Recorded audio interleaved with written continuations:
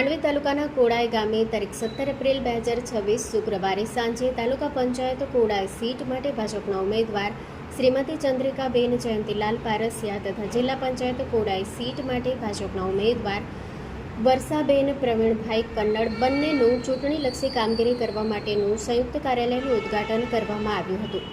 ત્યારબાદ મદનપુરા કોડાઈ ગામે ભારતીય જનતા પાર્ટી ગુજરાતના કિસાન મોરચા દ્વારા એક કિસાન સંવાદ કાર્યક્રમ કરવામાં આવ્યો હતો।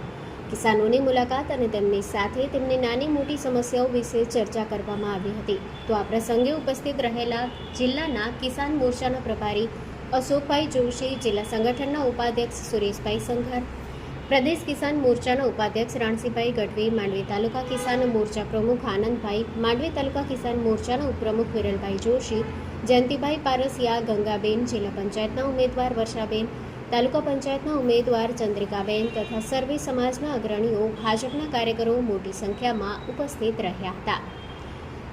Video and story by Imtiyaz Lodhiya, Kodai, Kutch.